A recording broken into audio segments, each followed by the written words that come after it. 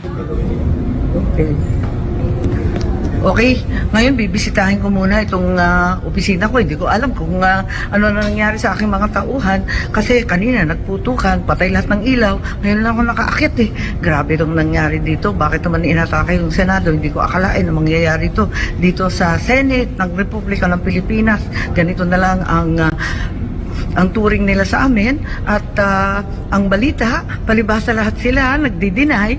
Ang next daw na sasabihin, gawa-gawa lang namin to para mahawakan ang liderato ng Senado at pagtakpan ang impeachment. Ano ba namang kalokohan to? Eto na nga at nagtatago kami dito sa barilan, putukan at siege ng Senado. Sasabihin pa na gawa-gawa daw namin kasi lahat sila denied to death, walang nag-utos, nalusubin ng Senado, walang may kinalaman, wala ang talagang mananagot. Eto na naman tayo. Flood control na naman ba? Opo, Prof, binanggit po ni Senator Jaime na mukhang gagawing pantakip sa impeachment. Anong masasabi mo doon, sir? At may anggulo na parang gawa-gawa lang daw ng mga senador. Anong masasabi mo doon? Mahirap hong sabihin na gawa-gawa lang yan ho ng mga senador kasi unang-una, kitang-kita naman ho natin yung ating reaksyon. So, yun ho yung pinupunta natin, sir, kanina, no, na ano po, maraming espekulasyon, maraming mga lalabas na istorya, maraming lalabas na naratibo, maraming lalabas na haka-haka at opinion. Pero isa po ang klaro, na-receive na ng Senado ang Articles of Impeachment, itutuloy po yan ng bagong minorya at sa pamamagitan po ni Senate President Alan Peter Cayetano. Ikalawang punto po, may bagong Senate Blue Ribbon Committee Chair, itutuloy ang investigasyon sa flood control program anuman ang mangyari sa komposisyon ng bagong mayorya. So yan ho yung makakasigurado tayo. And now more than ever, ito ho yung mga sinasabi natin hong distractions na maaari hong i-divert para malihis ho yung pagtingin ng ating taong bayan sa kung ano ho talaga yung tunay na issue. So yun ho yung talagang panawagan natin. Mas lalo tayo maging critical at wag nating tigilan na mag-focus tayo doon sa dalawang mahalagang nasa harapan natin, which is the impeachment trial and at the same time, yun pong usapin sa flood control. Yun po. Prof, samantala, nagsalita na si Pangulong Ferdinand Bongbong Marcos Jr. at pakinggan muna natin ang kanyang naging pahayag kaugnay sa naging kaganapan dyan sa Senado. Magandang gabi po mga minamahal kong kababayan. Ako'y nais magbigay ng isang statement tungkol sa mga pangyayari sa Senado ngayong gabing ito. Mga 2 oras kalahati ko na minomonitor ang sitwasyon. At nung una kong nabalitaan na nagputukan, ay ang una kong tinawagan ay si Sec. John Vic Remulla ng DILG. At tinanong ko, magpa-report ka sa mga pulis na nandun na kung may nangyari, kung meron silang ginawa. At tapos ang sunod na tawag ko naman ay sa NBI. At tinanong ko sa mga NBI at kay Director Matibag, kayo ba ay pumasok sa Senado? Sabi niya, wala kang instruction. Ang sabi sa akin, wala kang instruction, sir. Kaya ba't namin gagawin yun? Kaya masasabi ko sa ating mga kababayan, yung nakikita po ninyo na naka-uniforme sa loob, sa mga sa news, ang mga naka-uniforme doon, 2 klase. Yung PNP, police, na naka-duty sa Senado. Nandoon sila para bantayan ng Senado, para mag-crowd control, para mag-secure ang Senado. Yung isa pang may hawak na naka-uniforme ay yung Marines, may Marine Detachment na nandun talaga sa Senado, tiga dun sila. Ang pagtrabaho din nila is secure ang Senado at magbigay ng yung nakikita ninyong honor guard. Yan lang ang sundalo o pulis na nasa loob, tiga doon ang nandun. Yung isa pang nakita ninyong grupo na kasibilyan at may hawak na mga mahaba, mga usayon, yun naman sa Sergeant at Arms ng Senado.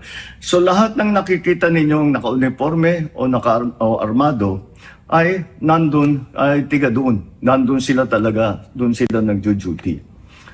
At isa pa ay nais kong maibida sa inyong lahat, wala pong instruction kahit na kanino na hulihin si Senator Bato. At ang nangyari, ang NBI, sinabihan ko nung lumabas yung resolution ng Supreme Court, mga alas 4 yung kaninang hapon, ay sinabi ko, umalis na kayo dyan. At nag-comply naman sila. Kaya nung kausap ko si Director Matibag, sabi niya walang NBI doon, nandito lahat kami sa opisina. At ayun po, ay dahil kong mapaalam na sa lahat ng ating mga kababayan, itong pangyayari na ito, ay tayo maging kalma lang po. Nakausap ko na si Senate President Alan Cayetano at nag-agree kami. We agree that the thing to do now is to tell our people all to calm down. And we will get to the bottom of this. Alamin natin kung sino ang gumawa nitong gulo na ito. Ito ba ay talagang nagka-inkwentro lang? O ito ba ay may kasama sa mga distab? O nagsusimula ng gulo? Kailangan po natin malaman yan. Kaya mag-iimbestiga sabay ang Senado at saka ang PNP tungkol dito. Masasabi ko lang at para hindi po mag-alala ang taong bayan, hindi po gobyerno ang gumawa nito. Walang pumasok na tigalabas na sundalo, na militar, na NBI sa Senado. Hindi po natin alam kung sino yun na sumubok na pumasok at saka dahil doon ay nagkaputukan.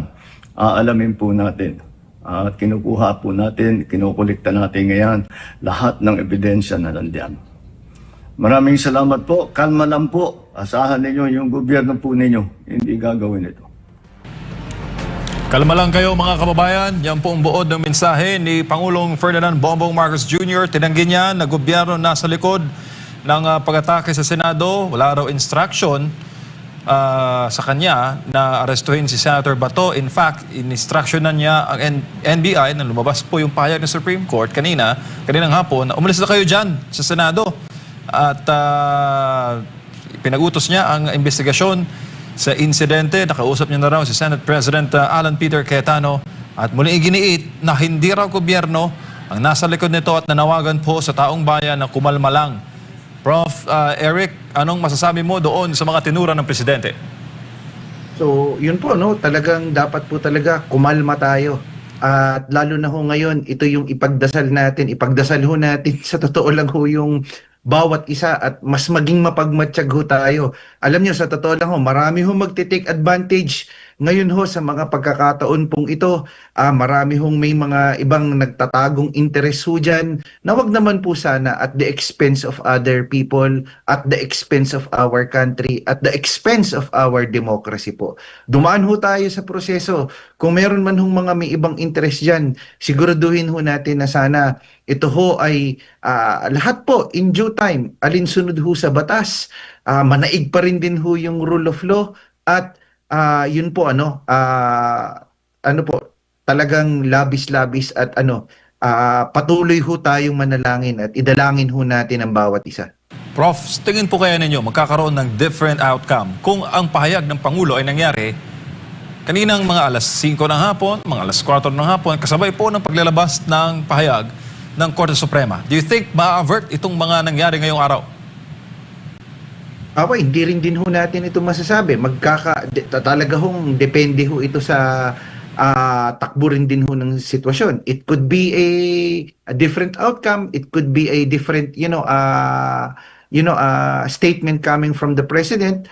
We could only speculate. Pero yun ho, tingin ko, nakaabang din ho. At since you already mentioned, na gusto kong i-reiterate din na yun din ho, nakadepende rin din ho sa mga susunod na panahon, ang pahayag o ang magiging desisyon nga po o pagtalakay ng Korte Suprema pagdating ho dun sa hinain din ho na pleading or motion ho ng kampo din ni Senator Bato de la Rosa patungkol ho dito sa pag-aresto kasi talagang ito ho yung medyo mabigat na namumuong tensyon ho pagdating ho sa ganitong klaseng sitwasyon. So kumbaga na-speculate ho o nagkaroon ho ng maling perception yung atin hong mga ibang kababayan o iba ho na-speculate na ito ay may kinalaman sa pag-aresto kay Senator Bato na ito ho at nagbigay sila ng press statement na talaga pong naman na ito po ay hindi kagagawan ng gobyerno at kailangan ho talaga ng malalim at masusing investigasyon ho sa buong nangyari. Prof, magkaiba ang pahayag ni President Marcos